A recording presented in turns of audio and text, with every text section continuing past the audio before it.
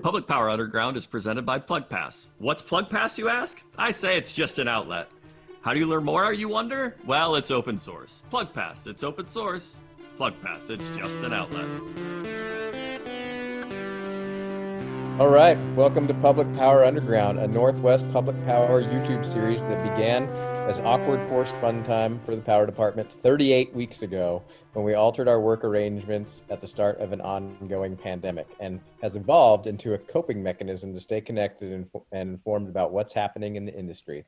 It's public power news, so it counts as work to watch or listen. On today's show, we'll get an update on Northwest power markets on Arin's report. Check out the news on Public Power Desktop and hear from Ian with a hydro forecast update. I'm your host, Brian Fawcett, and today we're joined by the star of Arin Reports and co-star of Public Power Underground, financial analyst Arin Guillory. Good afternoon, Arin. Good afternoon, Fawcett. Always a good day on the pod. Oh, yeah. We're also joined by co-star of Public Power Underground, the coding wizard of R and Python, the white sunglass wearing current power analyst, Ian Bledsoe. How's the office this week, Ian? Still got one. Ian still got a pulse. Lastly, the creator of this podcast, our fearless leader, Paul. How are you doing at home this week? Doing good. I had a good conversations with people across the region. Matt Shretnick, Blake Weathers, Megan Stratman, and Chris Allen, all great conversations. Looking forward to showing that to the rest of you today on Public Power Desktop. All right. Well, let's jump right into our first segment. Arin Reports. What do you have for us?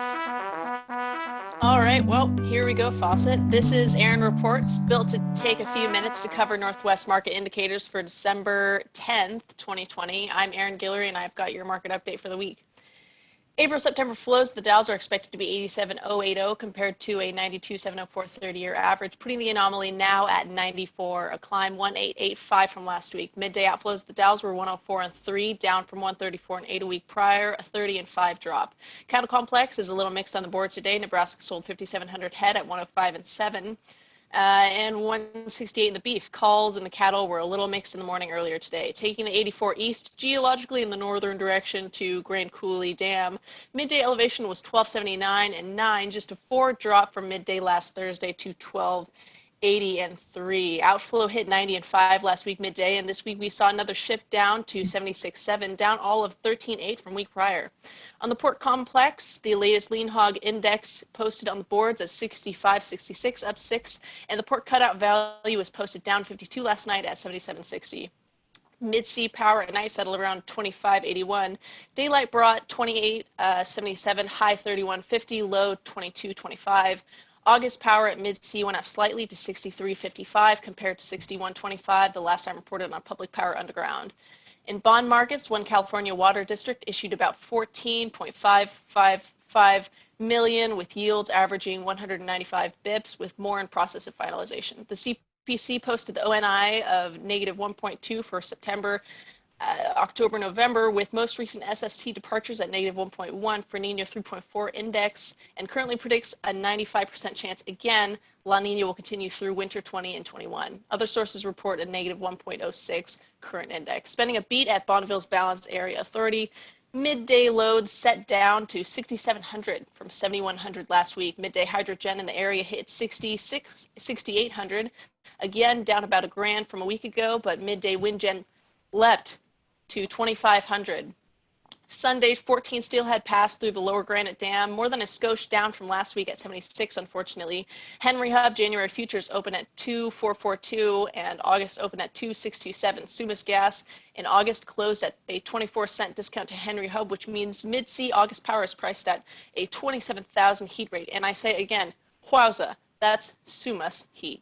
Temp in the region has a 56% chance of being above normal, with recent regional temperatures still largely in the 40s. Precipitation in the region has a 60-70% chance of being above average in the 6 to 10 day outlook, anticipated to dip to a 40 to 50% chance of being above average in the most recent 1 month outlook for NOAA. Chicago's reporting March corn is up 3 cents overnight at 426 3/4. March wheat up up 13 and a half at 5.96 and 3/4, and Jan Beads also up 11 and a quarter cents at 11.69 and 3/4. And that's all we've got for this update. Back to you, Brian. All right. Thanks for the report, Arin. That was an incredible amount of information in 2 minutes.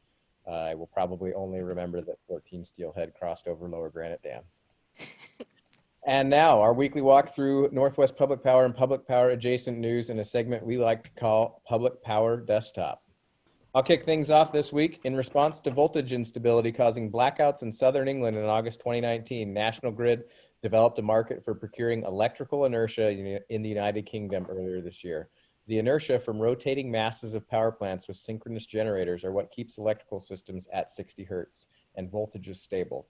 Renewable projects that produce energy with asynchronous generators like wind or at direct current like solar don't provide the same voltage support as a massive spinning rotor.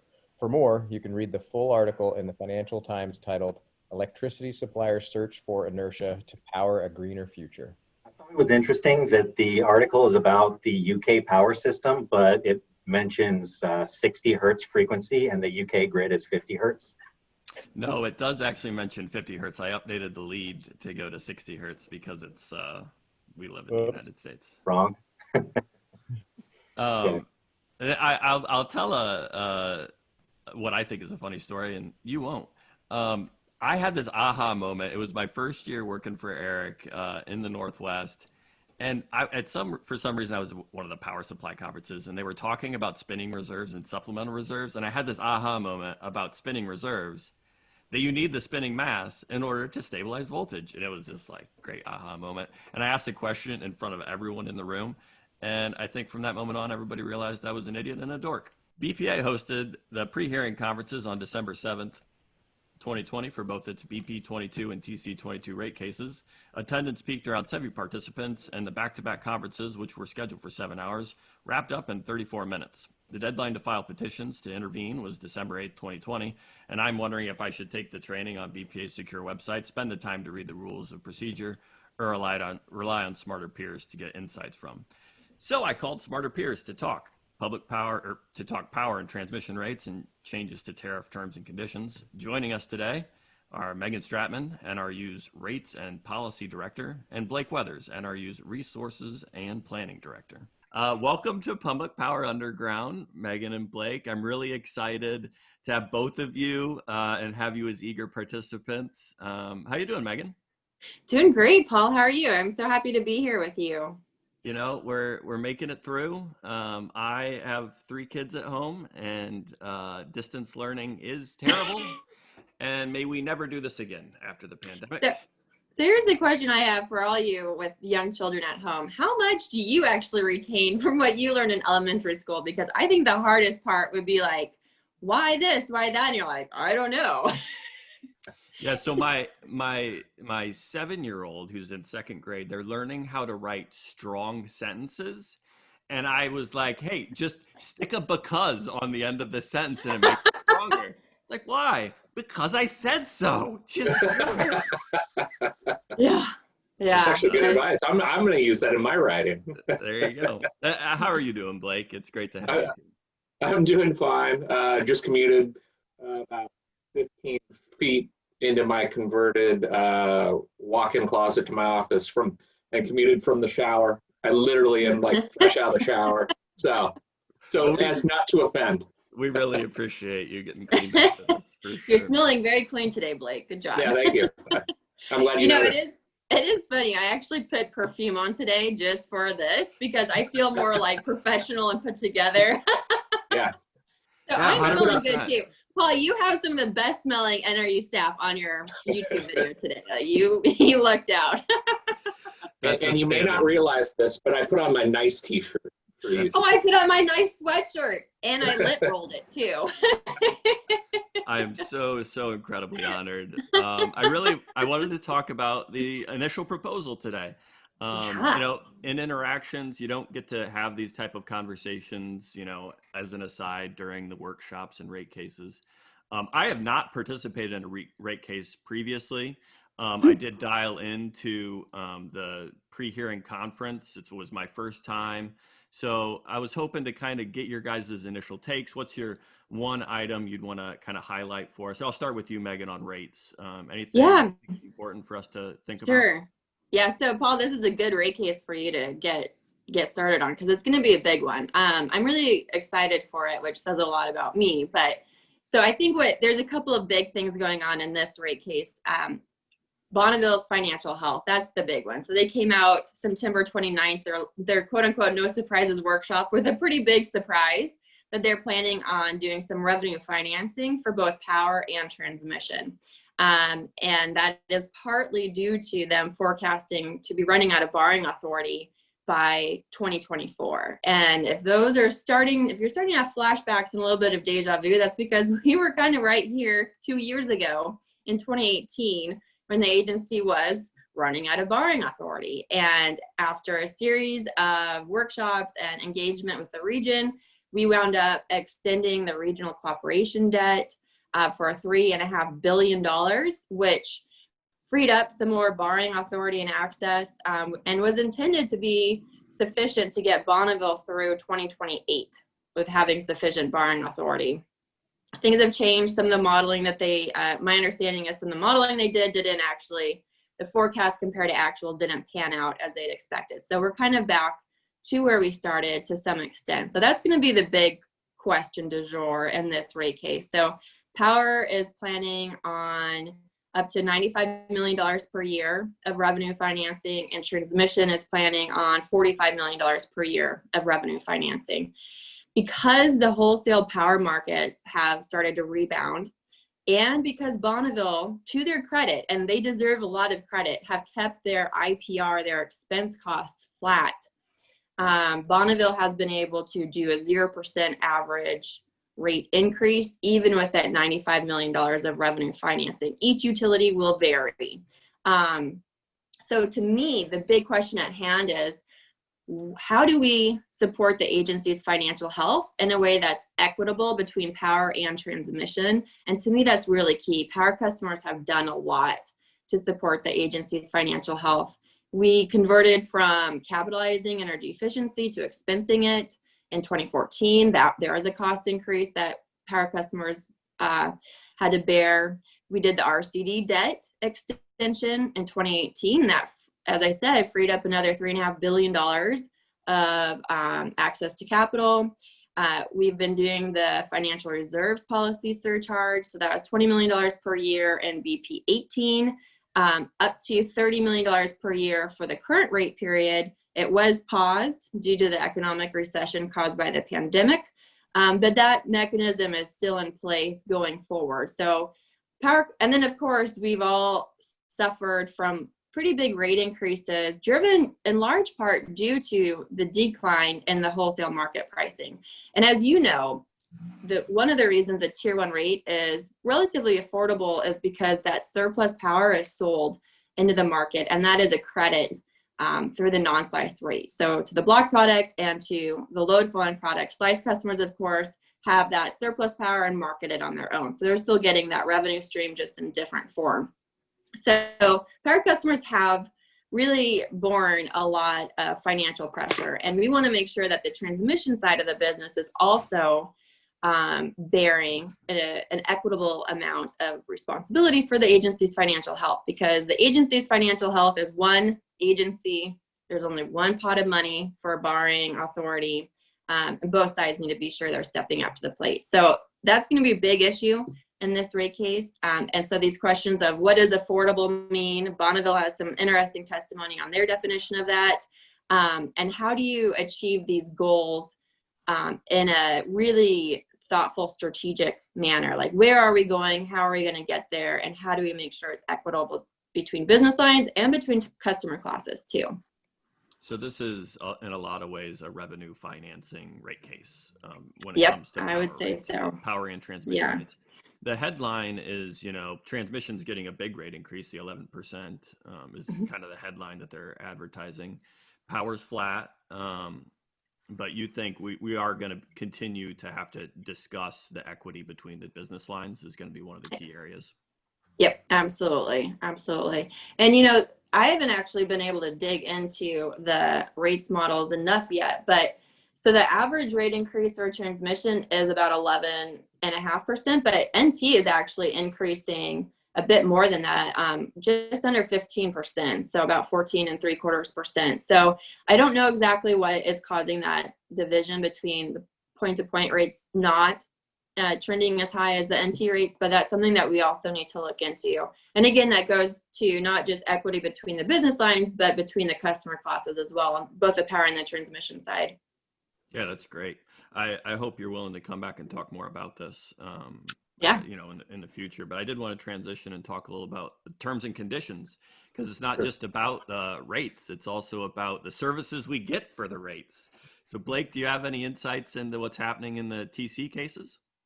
Sure, and I was actually going to start, and maybe it's not the best time to do it after Megan just said that the NT rate increase is proposed to be higher.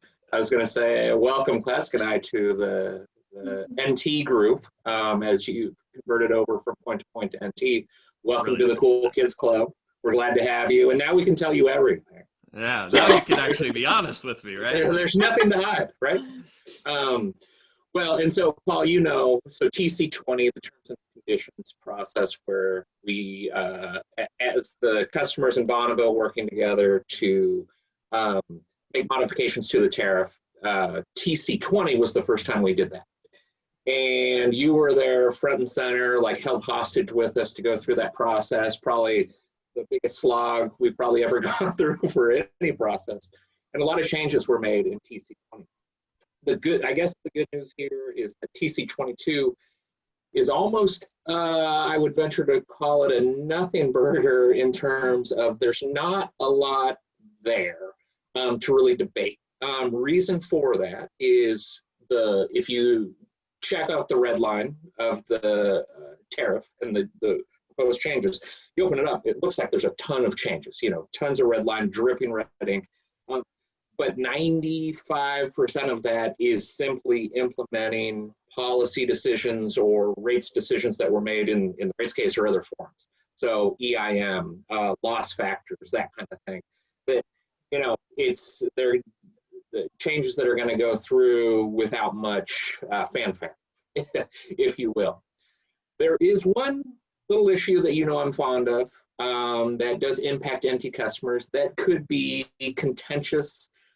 Is this thing called seller's choice. So in TC20, and I'll be brief because seller's choice, I could talk for hours and hours. You don't want to hear that. Well, maybe sometime, maybe next time. Yes, there you go. So basically, yeah, basically, in a sentence or less, seller's choice enables NT customers to use firm transmission for traditional mid-C market purchases. We got the change in the tariff to support that at TC20, and it was basically written as a pilot. It said, okay, we'll evaluate this during the 2-year period, and then in TC22, see if we want to do it again. And Bonneville doesn't want to do it again. They've kind of thrown a kitchen sink approach at it to say, oh, we can't plan for this product. It takes away ATC from other customers, that kind of thing. Both of which I dispute heavily. And so I think Bonneville's positioning on this is that it's going to go away. And so that's the one thing, at least from the NT customer group, that I think we will be fighting.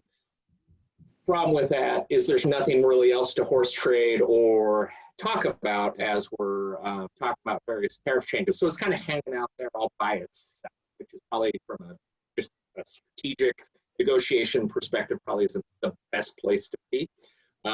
So we'll see. So in the TC20, we went through this settlement process in order to get to the TC20. There isn't currently a proposed settlement for TC22. So this will be the first rate process, formal proceedings around these terms and conditions. I haven't been part of that before. Is it going to be exciting and interesting, or is it going to be a slog?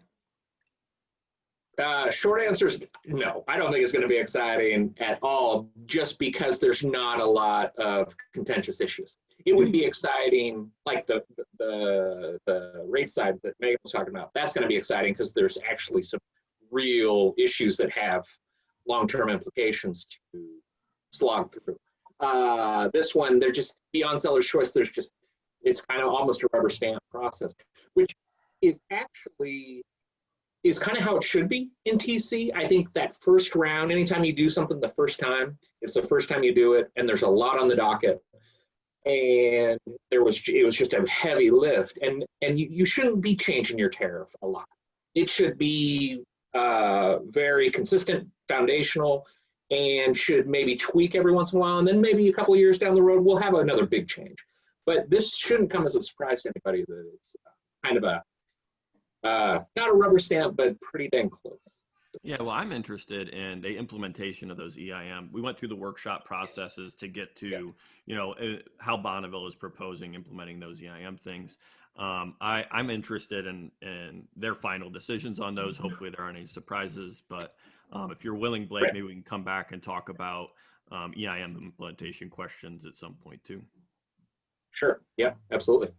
So that's really the high level I wanted to talk about today. Really appreciate both of you. Megan, you're going to come back and talk about rates sometime?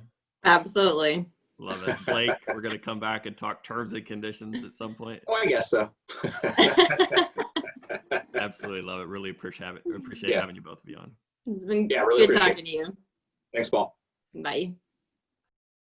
Facing revenue loss from coal's decline, Montana legislators are looking at either increasing property taxes for renewables or hitting them with a $1 per megawatt hour tax.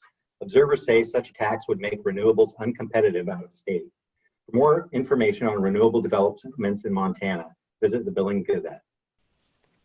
PPC hosted its annual review of the FCRPS with subject matter experts from BPA, the U.S. Army Corps of Engineers, and the Bureau of Reclamation. Joining us with his insights into BPA's hydro operations is Cowlitz County PUD's Senior Power Resources Engineer, Chris Allen. Hi, Chris. Welcome to Public Power Underground. Thanks for agreeing to come on today. Hey, thanks for having me, Paul. It's great to be here. The reason I wanted to have you on is that PPC hosted the annual hydro asset briefing on Monday, and they covered a lot of material. They covered the Bureau and Corps' COVID response. They covered the wildfires and wildfire management. And I really wanted to kind of get your takeaway to know if there's anything from that presentation that you think helps us understand hydro operations going forward, and if you had any main takeaways from that presentation. Yeah, I think there's a couple areas because that's one of the last areas that I was at when I was at Bonneville before I came to Cowlitz. And so I think I have some insight there. I'll have to first say that it's good, just kind of a overall, the messaging that I heard. I think they're adding some discipline to the program that will help us in the long run. And so I think in a few years down the road, it's going to be good, but for now it's almost as a status quo. And, when I look at the program and you take their expense budget, for example, they provided some of their key metrics, and you see that their expense budget, they were executing in the mid 90 percentile for their annual budget. And so even though there's COVID had an impact, it doesn't have as much impact on their expense program because about 65 to 70% of that is labor. So the people that they pay at the facilities, they're going to get paid anyways. And so you've got some small contracts here and there, but it just doesn't have that big of impact. Really, you saw the impact, I think, on the capital program where they were, right, I mean, they're projecting to be, I think they were in an 80 percentile range for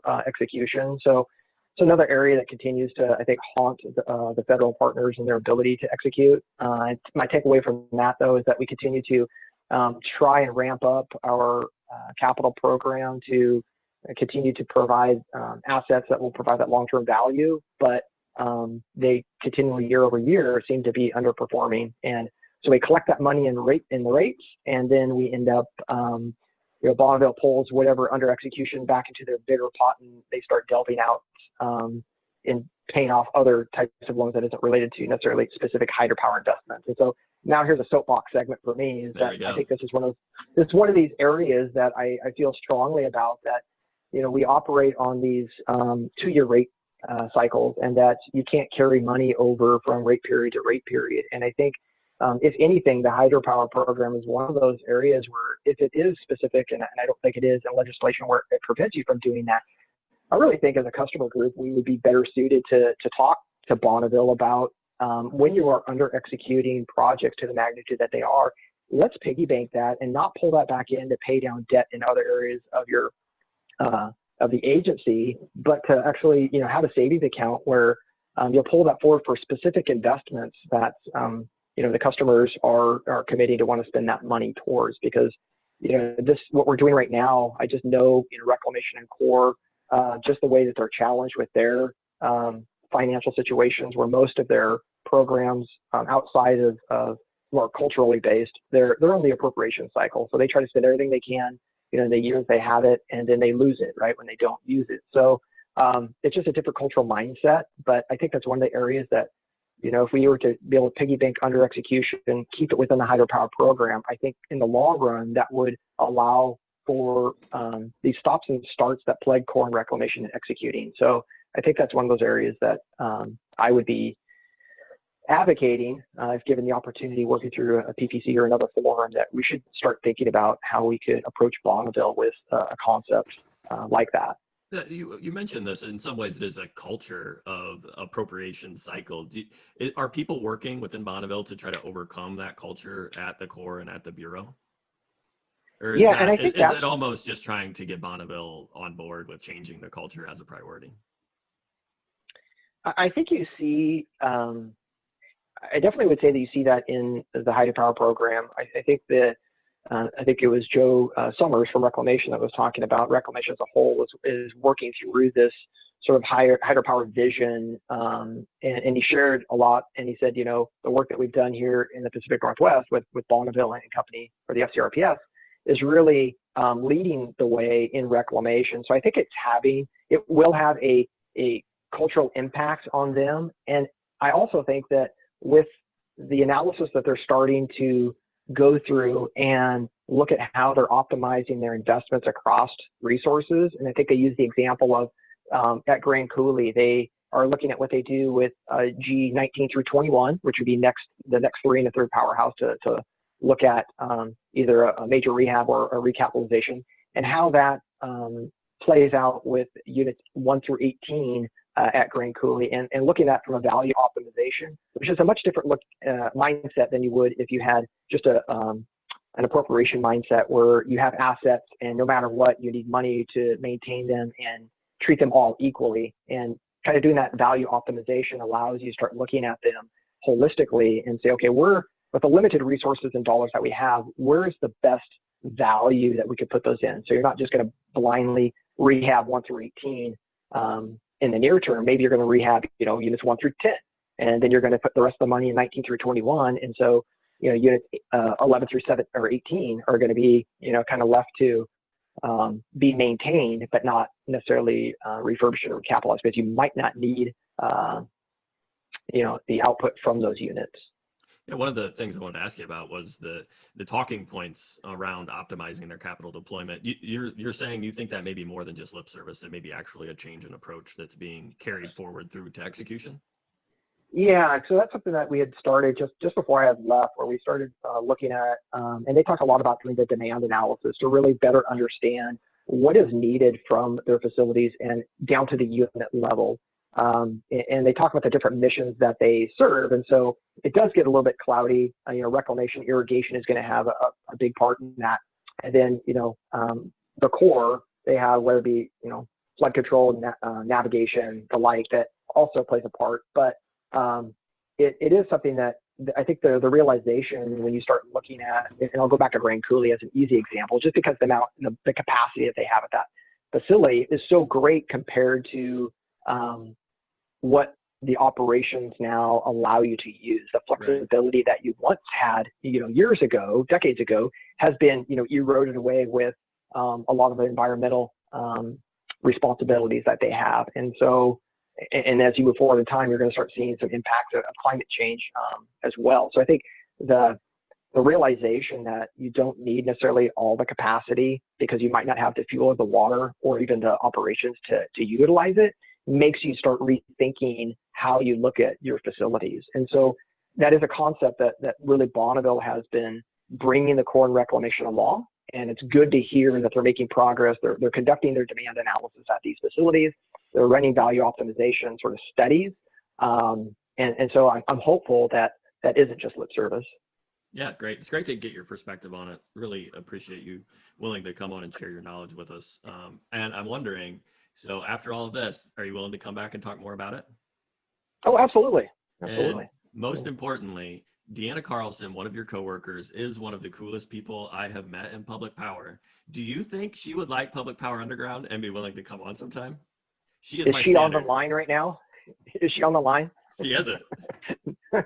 You might be able to get her. I did happen to drop that, saying that her name came up in conversation, and we were both uncertain to whether she would be willing. But I think if you can, she might rival Arin in how fast that she can talk.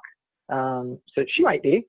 I can It's work true. on her. It is true. Yeah. Well, she is the standard of whether we have reached coolness or not when we can get her on. Mhm. So we'll have to wait. Maybe we can get better and earn Deanna's respect eventually. But thank you very much. Thanks for joining, and we'll definitely have you back on. All right. Sounds good. Thanks for having me. Over 100 participants and at least one dog logged on to PPC's third meeting in a special series of discussions with BPA on potential resource adequacy program participation. Rachel Dibble, the director of BPA's Business Transformation Office, led the discussion, which took a step back from the technical topics of the first two and provided an overview of current state of development of the Resource Adequacy Program. BPA reiterated its leaning that load-serving entities make the most sense as the point of compliance for any regional resource adequacy program. Questions remain on how voluntary the program might be and the manner in which the contracted output of the federal system will qualify as capacity. Expect the PPC hosted series to continue with new information on program design expected in January or February, and a formal BPA process to discuss participation commencing in the summer of 2021. Do we want to talk about the dog or just move on to the next one here? I feel like there's a story. We didn't get to meet the dog. You want to meet the dog. The dog's barking. You're like, well, put the dog on screen. We want to see the dog. Oh my gosh. You're teasing us here. If anyone listens to Brian Regan, wow. Yeah, his dog bit. Help him. Gotta get out. Out. Gold. WSPP hosted a virtual executive committee meeting on December 2nd. Joining us to discuss WSPP and their different committees is Matt Shretnick, eWeb's Power Resources Council and WSPP's Operating Committee Chair. Hi, Matt. Welcome to Public Power Underground. Thanks for agreeing to drop in. I appreciate it. My pleasure, Paul. How are you? I am coping. I'm wondering what you're doing to cope, actually. You got any good tips for the rest of us? Coffee, routine. Got to maintain the thing I learned in March is, it's possible to just kind of roll out of bed and get behind the computer screen and be functioning for, 8-9 hours a day. But if I don't maintain the same routine, I'm not in the right headspace. Yeah, the routine is hard. It's actually hard to keep a routine when working from home, but that's really good advice and really good ways to cope. I did not include a WSPP executive committee meeting as part of my routine. Didn't make it to the meeting. Have not actually attended any of these executive committee meetings since taking over for Eric a couple years ago. And I was wondering, what happened? Is there any news that came out of it? So in addition to my role, just backstory, in case anyone was actually interested. If not, feel free to forward and skip ahead. In addition to my role with UM, I'm the chair of the operating committee for WSPP. So there's the administrative committee overall, which is kind of like the equivalent of the board of directors. It's comprised of executive committee, representation, and operating committee. The executive committee makes the decisions around mostly finances and employment, so the employees of the organization of WSPP as a whole. The operating committee, in addition to voting on all of those administrative issues, is responsible for maintenance of the agreement itself. And so any contractual issues that come up or amendments that are necessary to the agreement, managing the contract subcommittee, which will deal directly with those issues, and membership of the contract subcommittee, and then participation in the executive committee. So they have these WSPP meetings that are in really nice places normally when there isn't a pandemic. Would that be these executive committee meetings, or are those separate even from the? And that's what I was gonna delineate between those two. So the executive, interestingly enough, we're thinking about potentially actually moving all executive committee meetings to virtual. Okay. For two reasons. One, way easier. And two, this past meeting was the best engagement that we've had to date. There were 68 attendees. I think I could double check that, but normally, there's 20 or 30 people who are traditionally very engaged in the process, and they show up. And those are the voices we hear most at both the EC and OC. And we do try to have at least one educational component.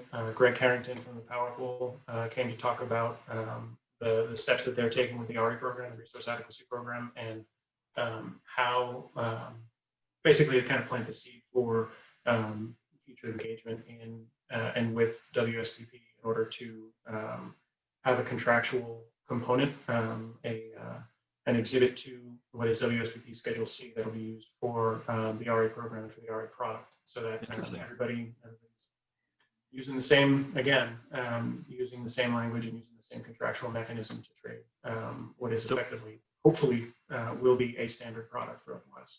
And if that moves forward and WSPP engages on amending those exhibits, that would go through the operating committee, the committee that you chair. Is that correct? It would go through, in part, the operating committee to be approved by the executive committee. Amending the agreement is a chore that requires 90% approval of all members, and so that's something that, as you might imagine, given that requirement, is relatively rarely done. But going back to the difference in the meetings, the EC is administrative in nature, and get the budget approved, talk about the executive director, as you noted. And kind of review and vote on whatever's necessary for the organization as a whole. And the OC, the operating committees, are usually 2 or 3 day affairs where there are 3 to 4 hours on a given day of presentations on issues that the membership, we hope, will find engaging, more interesting. And it's a good way to get everyone together because so much of what takes place is, again, built on relationships and being able to pick up the phone and know who it is you're talking to. And have someone and expect someone else to pick up the phone when you call when you have a question or an issue or hoping to get something done. And so that can be a lot of fun for that reason. You do recommend the operating committee as a way, as the type of meeting to attend in person, and executive committee meetings just dial in virtually and make your voice heard. Absolutely. There are. I advocate participation simply because representation is important, but. Virtual participation in the executive committee, I think, is sufficient to be heard and get your needs met. But when it comes to actually learning something and an opportunity to talk to fun, interesting people in a beautiful location, the operating committee meetings are a lot more fun. Yeah, it's interesting. I absolutely recommend coming to the extent that you are able, because you will learn something, and you get to hang out with me somewhere else. Yeah, I would look forward to hanging out with anyone when this pandemic gets over with. That's an excellent point. Yeah, thanks for agreeing to drop in. And do you promise you'll come back and talk about other more interesting topics? Or I promise not only to come back, but I promise to actually watch this episode as well. And I look forward to it. If only to ask you why you didn't cut that or this out. But yeah, no, I appreciate it. And it's the Public Power Underground is something that I have shared with my team internally at eWeb, and it's something that we're enjoying as well. And I think it's a great idea. I think it's a great way to stay engaged. I think it's a way to have fun while actually having conversations that are relevant to what we do and to what's going on in the region and what happens on a daily basis and the shared trauma that we're all currently going through and experiencing. I think it's a great idea, and I sincerely applaud you in doing so. We're all just not only trying to cope. in doing so, but in sharing that with us. It's nice to know that we're all you're sharing the pain, and we can all at the very least smile about it together. Absolutely, I appreciate you sharing it, and we're definitely just trying to cope, just trying to make it through, and stay connected, because I think public power is really good, collaborative, and we want to keep that going. Absolutely, couldn't agree more, my friend. Yeah, I appreciate your having me. The Wall Street Journal published an in-depth article this week on Bloom Energy, the startup which promised to put Bloom boxes in every home to supply energy and upend traditional utilities with natural gas-powered, small-scale fuel cells hasn't come to fruition since the company's founding in 2001. Struggles with profitability and a changing power supply mix for electric utilities stymied Bloom Energy's growth and undercut its carbon reduction promises. Companies that might have paid a premium for fuel cells could buy carbon-free power from their electric utility for less money because of inexpensive energy production by wind and solar generators. The company has recently pivoted to providing fuel cells for shipping vessels, a niche market where it may be able to come through on its promises to reduce emissions and cut costs after all. For more, read the Wall Street Journal's article called How an Energy Startup's Plan to Disrupt the Power Grid Got Disrupted. I like this article, and I actually liked the pivot to shipping containers and shipping vessels. I think that may be a good pivot for this type of technology. Okay, that's the news for the week. If you have news you want us to cover on Public Power Desktop, let us know. Drop us an email at powermanagement@clatskanaipud.com or give one of us a call. Up next, Ian has a hydro forecast update for us.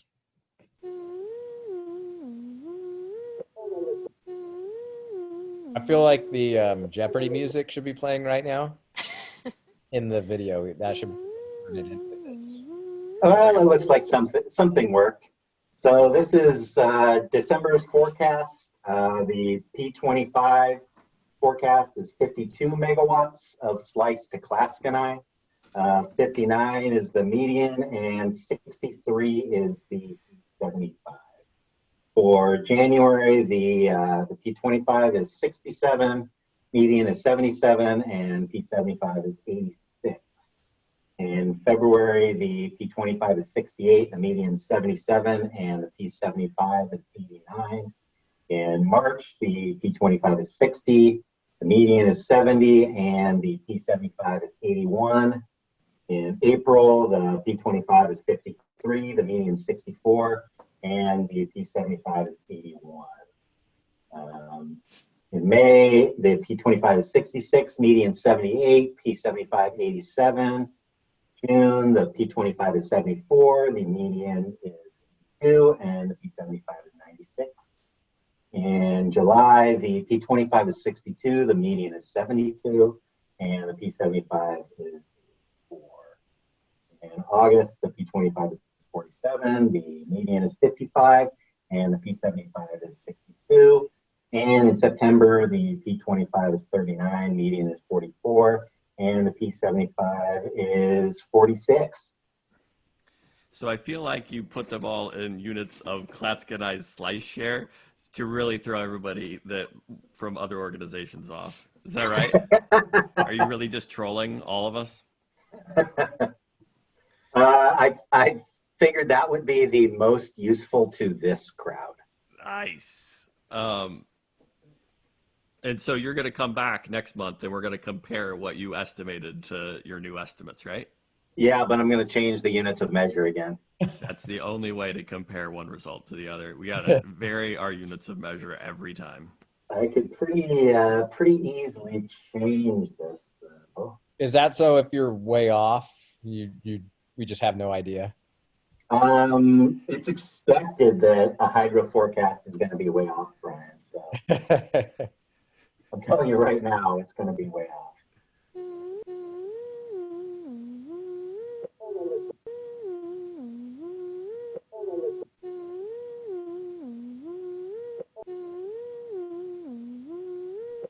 There we go.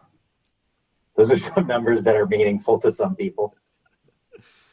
Should I go through it and read them again? No, just give me December. I just want to know, because I want to compare your forecast for December to next month. We'll come back and see what the actuals for December was. And okay, so this model definitely, it doesn't have as much in-month accuracy as other methods, because other methods can, like right today is the 10th, and other methods you can take the information from the first 10 days of December to increase your December forecast. Genesis has starting elevations. So there's the elevation from the beginning of the month is what Genesis uses. It doesn't know that, you know, the Grand Coulee has been drawn down for the first 10 days of the month or anything. So I expect that the, you know, the first month is not that great compared to other months. But So- the P25 is 72.11. The median forecast is 81.75, and the P75 is 86.80. This is the also the FCRPS. It's not including CGS, the balance of system, or the other slice obligations taken out of that. So you've demonstrated your proficiency as a forecaster. You have accurately and effectively hedged everything that you're presenting. So that's perfect. Thank you, Ian. I'm glad I successfully communicated that. Yep, I love it. Thank you, Ian. It'll be a recurring segment. Okay, thanks, Ian. Next week, Public Power Underground will be back on the 17th with special guest star Alex Swersman of PNGC, former high school basketball star from Clackamas High School as well. Send us any news, jobs, or opinions you'd like us to share with our 1 subscriber and 2 faithful viewers. That hasn't changed? No? Okay. No, I think we have 6 subscribers, don't we, now? Most It's of not them nearly are my as funny. dad. It's not nearly as funny if you say 6. Most of them are familial My relations. dad and his friends. Yeah. And Tomas subscribe. We appreciate your subscription, Tomas. You're not accurately naming these videos, are you, Paul? Because if I know anything about YouTube videos, you have to name them inaccurately and sensationally to get any clicks. You know, Oh, I'm yeah. actually not trying to have anyone find the videos through the YouTube algorithm. I really want people to only find it through the alumni newsletter that I'm sending out for anyone that's Public Power Underground alumni. And it's going to be Public Power Underground alumni, honorary alumni, or friends of the underground. So you got to get on the Friends of the Underground list to get the link. Well, I think you should name one of these videos, Power Managers Hate Him Because of This One Weird Trick. Oh my gosh. That's so much better than I was thinking of. Let's do that. I've heard like experts react is a really good way to get YouTube clicks, but once again, I don't actually want YouTube clicks from random people on YouTube. I want them to be our peers at other public power utilities. So if you have a peer at other public power utilities, share our link, get them on, give me their contact information, and we will schedule them for a drop-in. It's going to be great. We love it. So this just totally ruins the rest of my I'm little so sorry. note here, but Are we still That's my fault.